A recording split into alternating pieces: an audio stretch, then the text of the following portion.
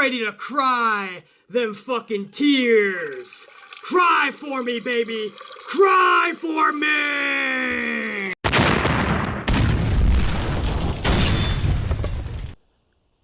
We're going to start off with the latest victim in today's society of saying what you really mean and how you feel, offending people, and being forced to remove it because it might hurt you in the long run. Bullshit! I love this tweet, and I would have kept it up. Oh yeah, we're starting off with Matthew Palmer, independent wrestler. Unfortunately for him, 99% of the time, he is just referred to as Ember Moon's husband.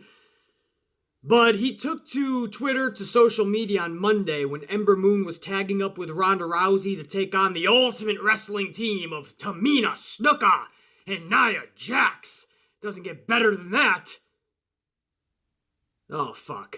But that's the match we got for the main event on Monday Night Raw. And over on social media, you got Matthew Palmer, the husband of Ember Moon, tweeting out, "I hope this unsafe moron doesn't injure my wife again." Boom! Mic drop, slam that son of a bitch, be done with it. Since that time, since that tweet was issued out, it has been deleted. So for anybody going, oh, it's just a work, like on Matthew Palmer's page on social media, one of the first lines in his description is, "It's all a work." But usually when you delete a tweet, it was all too real. So for Matthew Palmer, I think that is his real feelings on Nia Jax. If this was just kayfabe, you would not have deleted that, A. B, you would not disclose the information of again. The word again was in that statement. Hope this unsafe worker doesn't injure my wife again. So what was the first time? Apparently, you can add Ember Moon now to the list of individuals Nia Jax has injured in her short 2.5-year career on the main roster. From Zelina Vega and Tamina, two birds with one stone, Nia Jax is taken out. You had Alexa Bliss, Bayley, she almost ended the career of Charlotte. She just took out Becky Lynch for weeks. Becky Lynch has still not been inside of a WWE ring competing yet because of fucking Nia's unsafe work ethics and unprofessionalism and recklessness and carelessness. So apparently you can add Ember to that because he used the word again. So apparently this is something that Ember Moon and Matthew Palmer have talked about within their four walls in their living room. They discussed how unsafe Nia Jax is. So, oh, it ain't just people like the Amplified Man anymore, is it? Her own peers talk about how she is unsafe. You think her husband is just gonna come out and say that shit and he's got no fucking inside scoop on how the feeling is about Nia Jax? And then he immediately deletes the tweet because he knows either Ember got caught wind of it or WWE fucking brass had him who the fuck knows who had him take it out? Maybe he thought secondly and said, oh fuck, maybe I shouldn't have done that. Again, that makes it all too fucking real. That is the true feelings about Nia Jax. You ain't kidding nobody. And then you have people going, BC, this is only gonna hurt Ember Moon. This is only gonna fucking stop her fucking momentum, her push. This is gonna stop any push she's going to have. This is gonna put her in the doghouse. Guys, do you know what the fuck you're even talking about? Think about who we're talking about. Ember Moon. This is a female that since April when she got called up has not had one significant storyline or feud, has not even been in a significant match for almost a full year on that main roster. You can't get any more into a doghouse than she is, and she didn't even do anything wrong. At least Sasha Banks, who I love first and foremost, at least we know how Sasha Banks is backstage or out in the real world. She's hard to get along with. She's got that attitude. She's got a lot of fucking social skills that are not maybe the fucking best. I respect that shit. But the real world out there, they want you to be nicey goody two-shoes 24/7. Sasha Banks ain't that son of a bitch. And those emotions are going to be worn on her sleeve. So we know that backstage in the real world, she might rub people the wrong way, and that's why she's in the doghouse. That's not right to me. We don't like that fact because Sasha Banks is too damn talented to be stuck in a fucking doghouse for some political fucking game. But at least with Sasha, we know why. With Ember, she's one of the nicest fucking people on the planet in this world, not just WWE, yet she's basically in a doghouse. She's not being utilized at all, and she's one of the best fucking wrestlers on that roster in this world. So how much damage did this really do for fucking Ember? She was going fucking nowhere. Some weeks, she's not even on Monday Night Raw. But this tweet is gonna damage Ember Moon, alright. BC, what about a future push? Do you see that happening? She was a last-minute installment next to Ronda Rousey this week because she was the only fucking viable candidate left. It was process of elimination. Ronda Rousey's keeping that title through WrestleMania. That's right. Ronda Rousey isn't dropping that title at WrestleMania. Sorry, Becky Lynch fans who think you have this whole thing worked out. She drops it at TLC. She wins the Rumble. She goes to WrestleMania. That's what everybody's fucking banking on. And you honestly think Ronda's dropping that strap? I'm going to talk more about that and make everybody really cry out them salty tears in just a few minutes. That's another segment. Sticking with Ember Moon, where do you think she was going? Ronda Rousey got the top spot. They're going to be introducing these new tag titles soon, so Sasha Banks will have some type of story with Bayley. It's going to be bullshit, but something. Do you honestly think they're going to have epic shit for Ember Moon anytime? From now until at least WrestleMania? The answer is no. Shit, this tweet may only help Ember Moon. Vince loves the controversy. Anybody who gets any type of controversy is automatically thrusted into the fucking spotlight.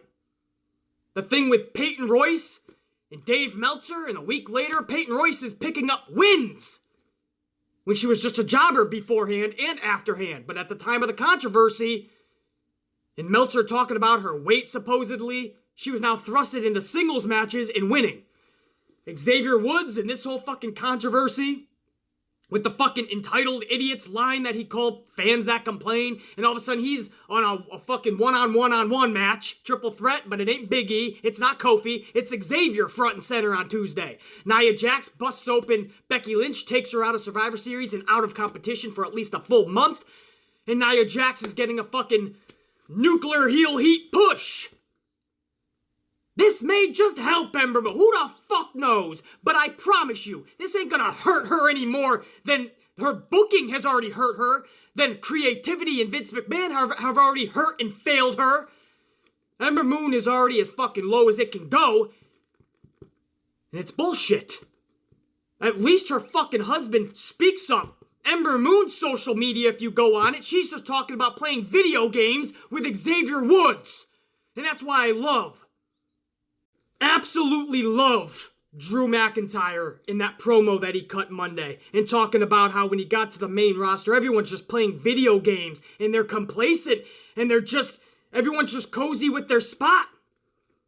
And I'm thinking that's how it really is. Ember Moon fucking on social media talking about up, down, left, right, all around bullshit on Xavier Woods' channel and talking about a video game contest or some shit. Are you fucking kidding me? You're going nowhere in your fucking career. You're just showing up, putting on the matches, half the time in dark matches, the other 40% you're getting beat, and the other 10% you're not even being used on TV. And instead of saying anything, you're talking about video games. BC, she can't really say anything. What do you expect her to say? Call him out a little bit. I don't care if it's called a subtweet. I don't care if you're fucking being a little shady about it. You can call them out in a roundabout ways, and usually it reaches them, and guess what usually happens when you call them out on their shit? You usually get the rocket strapped to your back, and you usually get a fucking push and some momentum. That's what usually happens. They don't get fucking punished. They get a little bit of a fucking push. You know why? Because they respect you more. You're not just a company yes man or yes woman. I could not imagine back in the day, Shawn Michaels, Bret Hart, The Rock, Steve Austin, Mick Foley, Ken Shamrock, sitting around a little screen playing video games before their Raw is War matches and the Warzone matches. You fucking kidding me? Could you imagine that? No, they were too busy trying to one-up the other. It was cutthroat back then, and you wanted to be better than everyone else.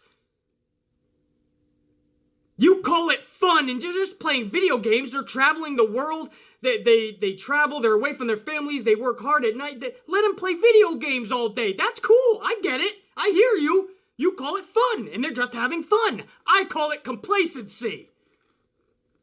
If I'm on that fucking roster as a pro wrestler, I fucking guarantee you, not even for 10 minutes a day am I playing video games backstage. I am too busy trying to think, what am I gonna do to up my character, to up my game, to better my storyline, to create a feud that people are gonna give a fuck about, and it would be nonstop, it would consume me, I would be fucking obsessed with it! Because that's how the business is in my fucking veins! These days, nothing! Video games all day, laughter and banter. Let's go out to whatever WWE wants us to do on paper. We won't go outside the box at all. And we'll try to get into a nice cozy spot. Ember Moon doesn't want to ruffle any feathers, people are telling me. Since fucking April they've been telling me this. Or don't worry, BC, she'll get her time. Since April. SummerSlam, not even a fucking match. Don't worry, BC, her time. When? It's SummerSlam. She got here in fucking April. You're wasting her talent. Survivor Series? We honestly have to wait. So Survivor Series came around. Nothing. Don't worry, BC, she'll get her time. What? What time? Fucking bullshit me. They see nothing in Ember Moon but the fact that she fills the quota. She's a certain race that'll help their fucking public image. It fits a quota, we'll put her to the back burner. Truth fucking hurts. I see Ember Moon going nowhere, so I see this tweet that her husband sent out absolutely affecting her no way negatively. This could only fucking help her. If I was Matthew Palmer, I would never have deleted that tweet. Keep that shit rockin'. No matter who tells me that's a kayfabe or just a work, that's bullshit. He used the word again, which means she injured Ember before in the past. This tells me that they've had talks within their four walls in their home about Nia Jax, and it wasn't in the best of light. And this tells me that was his true feelings to delete that just moments later. Not before it was screenshotted. So, call it what you will, but you can add Ember Moon to that fucking list, and you know Ember Moon and a lot of others. This doesn't stop at Ember. You know a lot of others look at Nia Jax as careless, reckless, and unprofessional, and I bet you all of them, when they go out to take on Nia Jax, they hope they make it back through the curtain to see their loved ones. Because that carelessness in this profession, in this business, will injure somebody for good one day. But WWE just rewards that bullshit.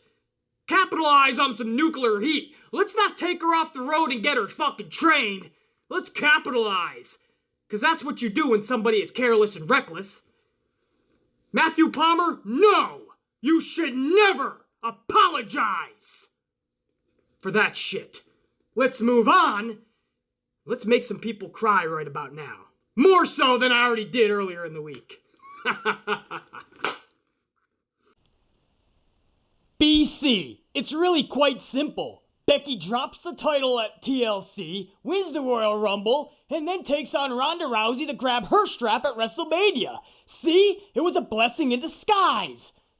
Fuck that, and fuck you! Oh, Becky Lynch and Asuka and Charlotte and this fiasco at TLC. BC, don't you understand, man? It's not just like we're rooting for Asuka and ditching Becky. We want Becky to drop it at TLC, hopefully win the Royal Rumble, and then go on to WrestleMania and challenge Ronda. Wow, great shit! As simplistic as it gets. Sometimes simplistic is actually fucking good. However, you're giving WWE way too much benefit of the doubt, since when has Vince McMahon shown you he sticks to any fucking plan for more than fucking 4 days? This guy is minute to minute. You guys are booking the next fucking year in the life of Becky Lynch. That's adorable. I'd pinch your little cheekies right now if you were in front of me. You're so fucking cute. In the real world in WWE, Vince is moment to moment. His golden child is Charlotte Flair. What makes you think Charlotte Flair ain't walking out of fucking the Royal Rumble? Hand held fucking high and challenging Ronda. Because now she wants to finish the job and take her fucking strap. What makes you think that? If Becky Lynch's momentum is already on the fucking downswing, which it is, whether you like it or not, that red hot momentum she had has just now turned into momentum. You guys now want her to drop the strap in a few weeks, where her momentum will go even further down, and then with WWE's booking, you ain't gonna tell me they know how to book her correctly, and I'll go over that in a minute to prove that. But then you're telling me after TLC you have 4 to 5 more weeks where you have to book Becky Lynch to be a badass, which is not going to happen because they don't know how to book that.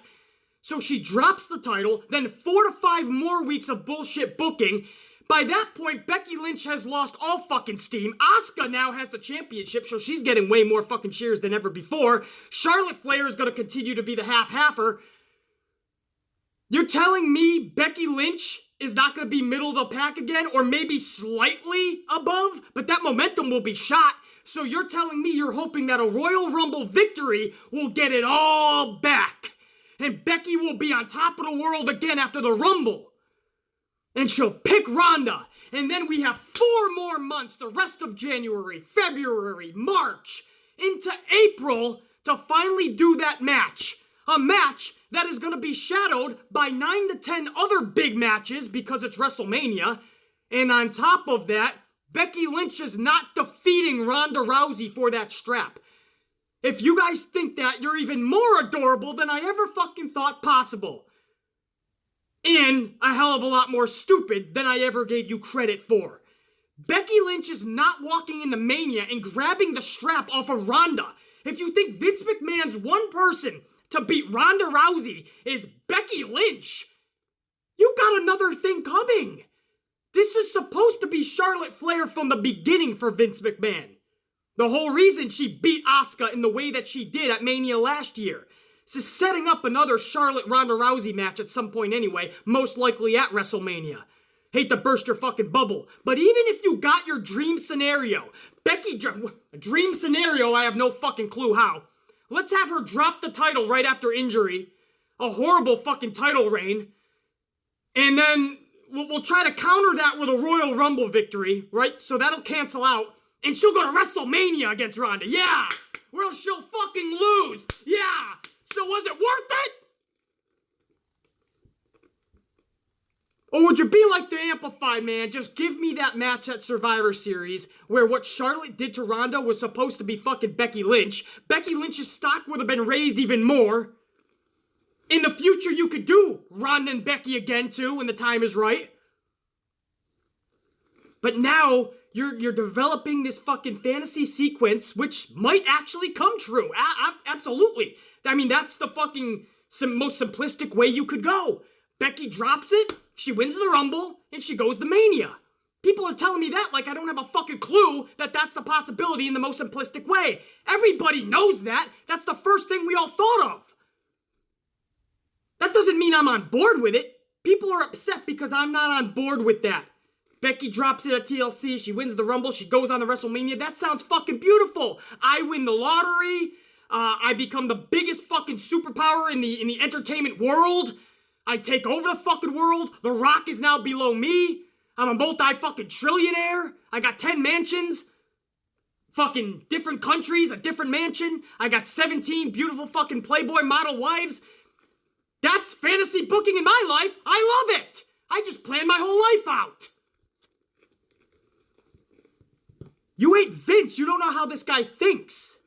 Even if Becky drops it at TLC, if the momentum's gone and fans start cheering for somebody else, or Vince sees or hears something else, or decides to go a different route, somebody else wins the Rumble. So then Becky dropped the strap and doesn't even get to win the Rumble. But even if your little fantasy sequence works, the final payday, the final outcome is Becky losing to Ronda, or at least not coming out with that strap. So that scenario was better than Ronda and Becky at Survivor Series in the main event?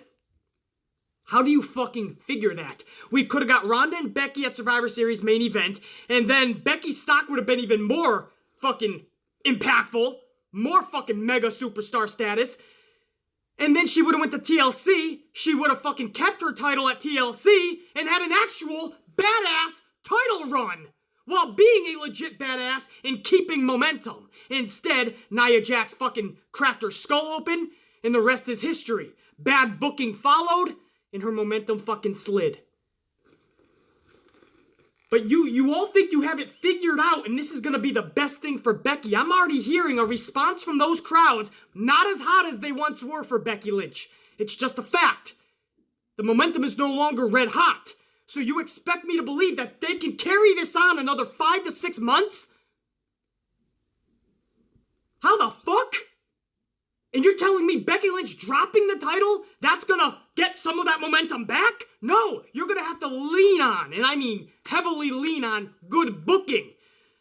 But Nia Jax cracking her skull is just the first part that took away her momentum. The booking is what's really killing Becky Lynch. First they had her hug Charlotte Flair when she gave up that fucking match at Survivor Series. And she hugged Charlotte. That wasn't in character. That's not why we went fucking full throttle ballistic for Becky Lynch. She's now hugging Charlotte? Bad booking decision. Then they have her fucking come out this past Tuesday and sit by the commentary booth and watch Charlotte and Asuka do the deed in the ring. Why was Becky Lynch not talking shit? That's what she's great at. We love her on social media. She's quick-witted. We love her on the fucking mic. She goes fucking hardcore on these motherfuckers. And instead, Vince knew that. He didn't want her going ballistic on Charlotte Flair. He didn't want her belittling Charlotte Flair, his little fucking precious golden child. So he just had her by commentary, but not on commentary. Bad booking decision number 2. Number 3, not just booking, this lays on Becky Lynch. Charlotte Flair consistently talking down to Becky Lynch. Charlotte Flair consistently telling Becky to shut up in the middle of the ring in front of everybody. She just did it again Tuesday. No, Beck, shut up! And Becky Lynch just shuts up like a fucking muzzled dog. Yes, queen. And Charlotte Flair continues on like Charlotte Flair is the fucking dominant one in that fucking relationship. That made Becky Lynch look like a tool. Do you guys honestly think I don't see these little details? Because when I hear a crowd not responding as hot for somebody as they did just a few weeks ago, I do my research. And my research has brought me back to all of those conclusions. I just dropped a bunch of facts on you guys that you guys may not have even really thought of a lot. Not even overanalyzed. But when you put it all together, the subconscious in a human mind can sometimes be even more powerful than the actual conscious. Our subconscious is even more fucking powerful than the regular fucking conscious that we think we walk around with. Subconscious is powerful. That's the shit in the back of your mind that's collecting all of this data, all of this information that you're not even aware of. And then when you need it, wham, it's stored back there like a hard drive. In the amplified man's subconscious, I saw all those things happening. And that was derailing her red-hot momentum. Now, she's still talking to town. Everyone's bringing up, in 90 seconds, her VIP at Royal Rumble or WrestleMania, some shit, sold out. No doubt. She's still one of the fucking hottest acts, but nowhere near what she was reaction-wise. And we're just a couple of weeks removed from that injury. Booking still has to book her another week to get to TLC. Then you guys are telling me you want her to drop it there. Then we go through another 4 to 5 weeks of bad booking just to get us to the Rumble. And you guys are telling me you hope that she can win the Rumble, try to get all of that lost momentum back so we're at an equal level playing field again. And then we go another 4 months of bad booking just to get us to WrestleMania, where she'll ultimately just lose and she'll be overshadowed by 9 other matches. Even if you put that shit at the fucking main event, which I'll be honest with you, I don't want to see Becky Lynch and Ronda Rousey in my main event at WrestleMania. I don't even want to see Charlotte Flair and Ronda Rousey in my main event at WrestleMania. I don't. That's not main event worthy WrestleMania matches anymore. Becky Lynch and Ronda was at the peak for Survivor Series. You're not telling me that I'm going to be more interested in that match come WrestleMania than I was at Survivor Series. So don't tell me this was a blessing in disguise. Don't come at me with your little scenario that Becky loses at TLC, she wins the Rumble, and then she takes on Ronda at WrestleMania. You're not telling me anything I don't already know. I already know that's the most simplistic way to book this shit, to try to get back to Becky and Ronda. That doesn't mean I'm on board with this. I see Becky Lynch's character in dire need of a win and a retaining of that championship at TLC. You could always finagle a way to do Ronda and Becky at another time. It doesn't have to be WrestleMania. Because it's not going to be as hot as it was at fucking Survivor Series anyway. I'm telling you this, man. It's already lost its luster. You think her winning at Rumble and then picking Ronda is going to be the holy grail? That's going to bring back all that fucking luster? By then, you're telling me that you're hoping Becky Lynch is even that hot anymore come Royal Rumble. So, come on, man. I understand your simplistic fucking booking of this shit, and I understand that could be what happens. But don't try to tell me that when this is all said and done and WrestleMania is off the air, that this was the best for Becky Lynch. She's walking out of this thing with no fucking title and a horrible SmackDown title reign. She held it for a fucking month, got knocked out of a main event, kept it another month without even competing. When she finally competed in a triple threat, she dropped the strap, so that's one of the worst fucking title reigns you could think of. And then she took a road to WrestleMania, which ultimately failed. She's not beating Ronda in your fantasy booking world. Just not. How about you have her win TLC, have a Dynamite title reign, and have a collision course with Ronda in the future? When maybe, here's a thought, Becky even has a chance to win this motherfucker.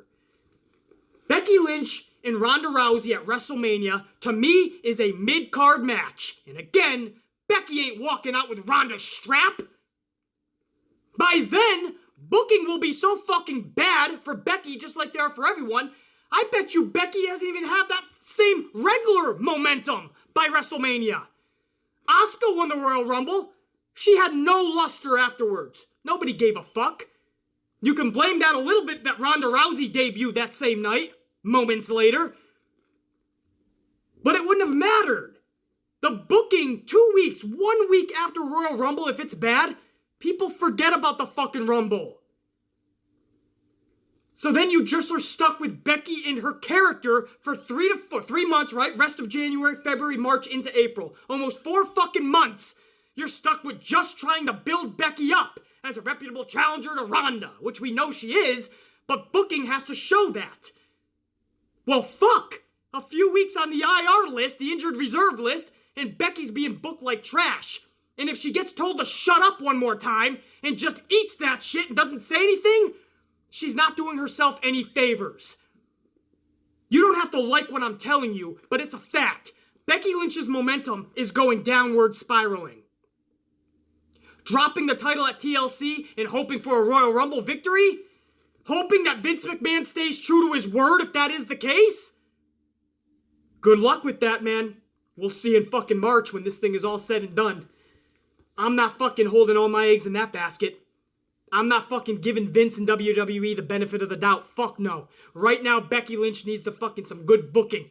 I don't give a fuck about your dream scenario. I don't give a fuck about Royal Rumble victories or a WrestleMania match with Ronda. I care about keeping Becky Lynch hot as fuck in that division and in this company and in this fucking industry. Because right now, it's going this way. Get it back.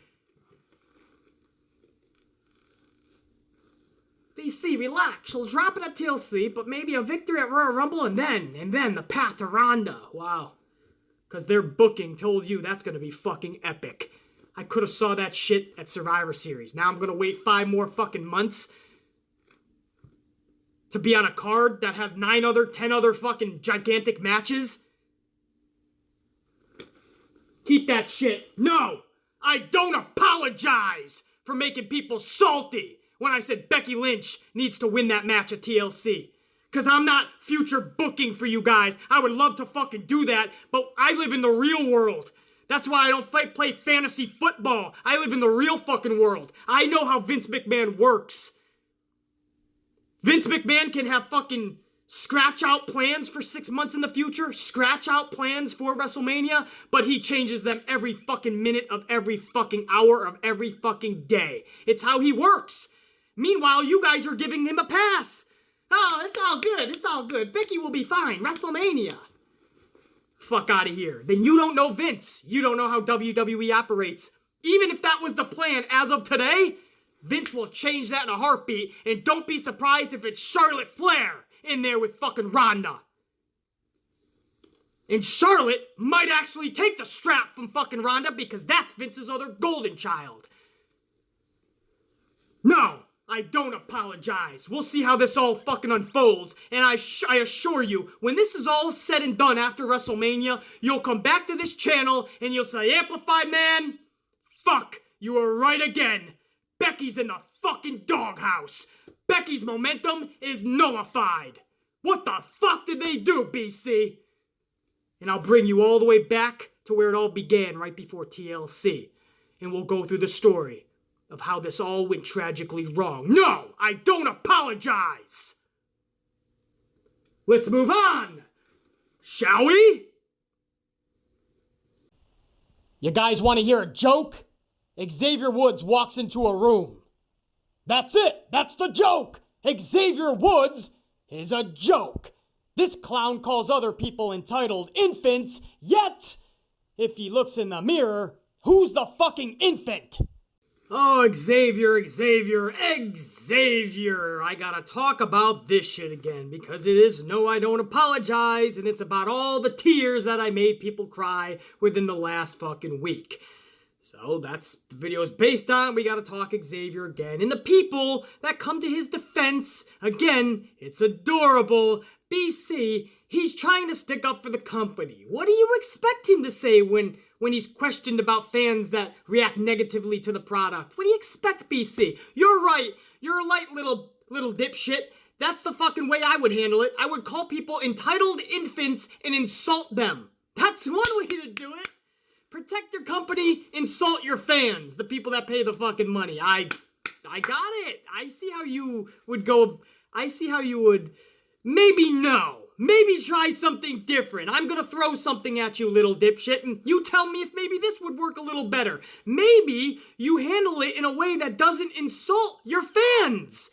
Maybe you do it in a way where you just say something like, yeah, we're at a definite change in the business. The industry is changing. Some people are definitely going to like it. Some maybe not so much. I can only do my part, and I know my peers, we go out there and we try to deliver the best possible performance that we can, and hopefully that lands. Sometimes even we have off nights, but, you know, they pay the money and they get to voice their displeasure when they're not pleased, and they get to hoot, holler, and cheer when they're ecstatic. And that's the best part about professional wrestling and our fans.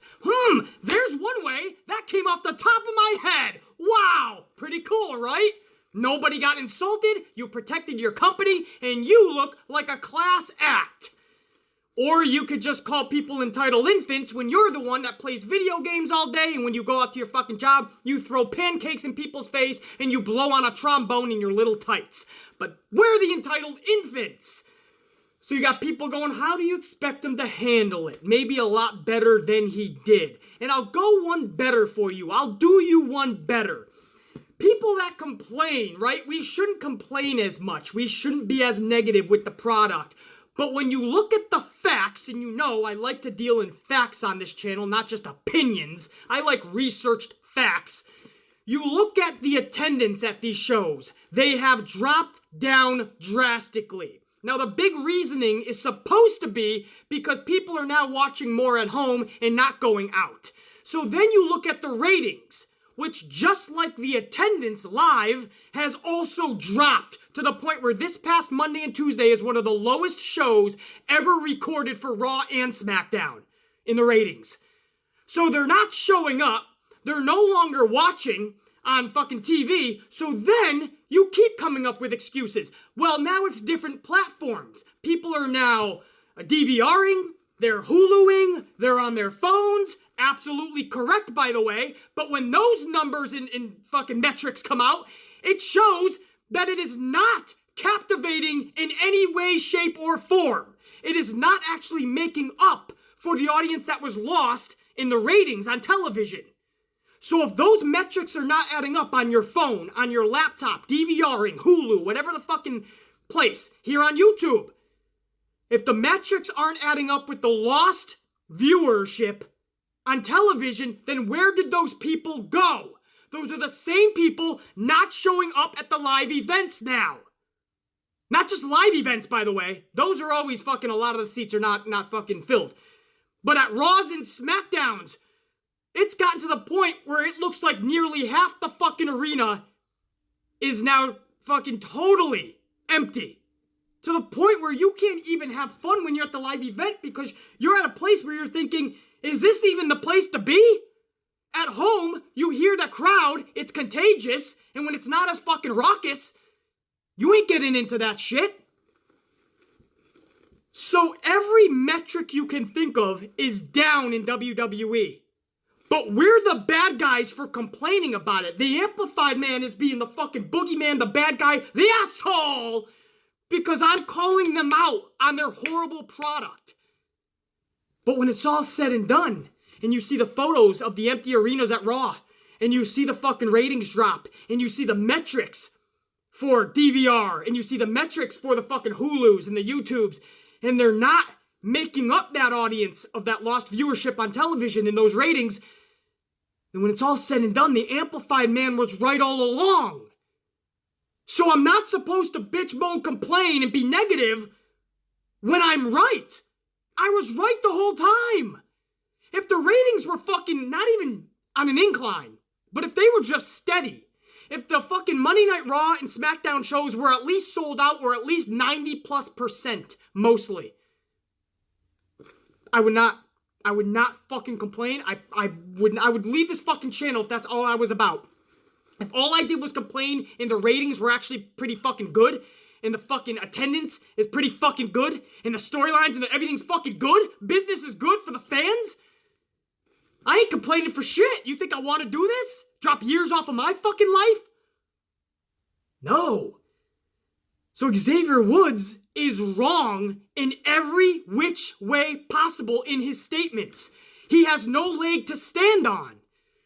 That is why I'm making him my fucking whipping boy from here on out. He's gonna be used as a fucking lesson. Your product is totally in the shits, and you want the fan base to not discuss it. Don't complain. Don't be negative. Don't use your voice in a negative way. We're putting our bodies on the line. Cheer us. That's what I'll do for my Green Bay Packers when we look like a little league dipshit team out there all season this year. But I'll go to the games and I'll cheer them on. Best team ever. When they suck. My Yankees, with that fucking roster, gets walloped by the fucking Red Sox. A bunch of fucking people. I don't even know if any of them are above the fucking height of 5'8". I don't know if any of them can go to Walt Disney World and ride any of the rides. And they demolished the Yankees this year in that last series and in the fucking playoffs. But I'm gonna go there and go, no, we're still the best product ever. Thank you, Yankees. What a year. No, you call them out on their fucking areas of tragic bullshit. With the Yankees and the Packers this year, there is an abundance. With WWE for years, way more than an abundance. Nearly all of it. I'm not gonna shut up about it. The facts are on my side. The metrics, the ratings, the attendance, all, and then you have people, fans they call themselves, who try to stick up for these type of dipshits and for the company, as if they're employed with WWE. And they're like, well, they just signed a massive deal, BC, for television, so business is good. They just got a massive deal from fucking all these other countries that are giving them money to come over there and put on shows. Yeah, think about that. They had to leave the United States and try to develop relationships with other countries, suck them dry of all their fucking cash, because they know they've already sucked America for all their fucking worth. I don't know how much longer this can go on. So they went over to Saudi Arabia and other fucking countries. And the television deal, don't get me started on that. I used the NASCAR situation as the same exact scenario. NASCAR was dying a slow death attendance-wise, but they still got the big TV deal, NBC and Fox, and they thought everyone's staying home more. and there's different ways to view it, and they're just not going out of their house. They're not showing up.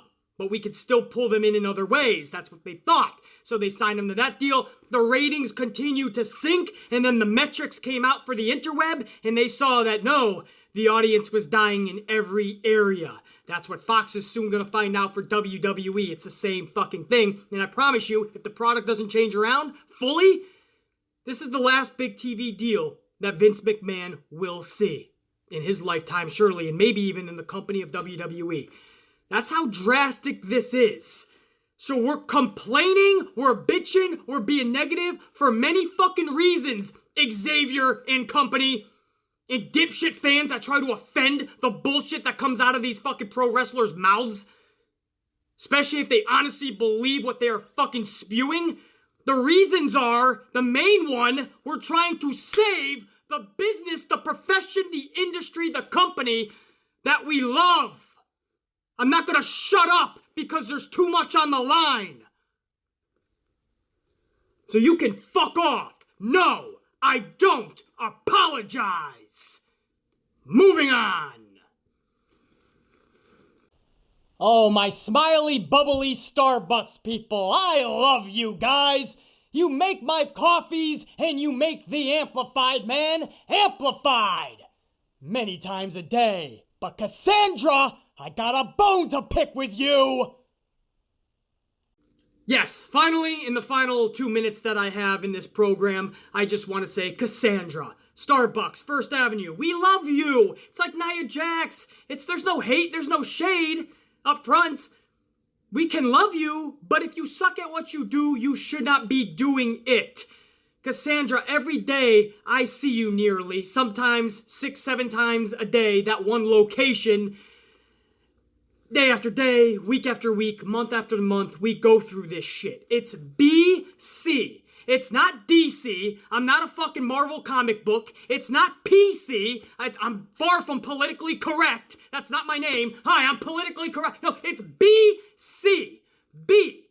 And then you fucking ask me 17 times and you still get it wrong. Or you'll write the wrong thing and I'll let it slide. Or sometimes I come to you and I say, hey, by the way, remember it's BC. I think you're honestly doing it now on purpose, or you literally just suck at your fucking job. But no matter what the scenario, Cassandra, you gots to go. I don't know what unemployment line you can fill up with Nia Jax, but I'm sure you guys will fucking befriend each other, you'll braid each other's hair, and you'll share laughs over a nice espresso. You'll have a grand fucking time. She shouldn't be wrestling. You should not be making coffee or writing the fucking names. I don't even trust you with my money anymore. I gave you a 20, you gave me 10 back, I trusted your ass, and realized when I got back to my apartment, you took $10 from me. I raised the fucking stakes, and I fucking did it the next fucking day, and you gave me a $5 bill. And that time, I raised the fucking question to you, do you know what you just gave me? And you gave me your little Nikki Bella. Oh my God, did I really do that? My goodness, don't tell my manager, John. He'll be upset with me. I'm on my last strike. So sorry, DC. I mean PC. I mean BC. Fuck that, Cassandra! I've given you one too many fucking chances. No more. You're out! Or at least that's what they should do. But no, you'll carry on that job for another 6 fucking years to feed your 6 children while Nia Jax continues on in WWE, injuring any motherfucker she wants, and Vince will be like, good job, Nia! Here's your fucking raise, like giving a fucking doggy bone to a dog. Here's your fucking treat. Go do it again. Anyway, that has nothing to do with pro wrestling in general. It's just, you know, I was a little snarky, a little bit more of a wise ass yesterday with Cassandra. And Cassandra, should you ever view this? No, I don't apologize. And that's the show, guys. No, I don't apologize. Episode 3, we raised the stakes. We had a lot of fun. We dropped some truth bombs, as always. And I'll see you guys again, hopefully before the end of the year, for episode number 4, before we take our holiday break. Because we are going to take a holiday break later in the month. I always hate stepping away from you guys, and I know you guys hate that as well. But it's a chance for everybody to regroup, have a good holidays.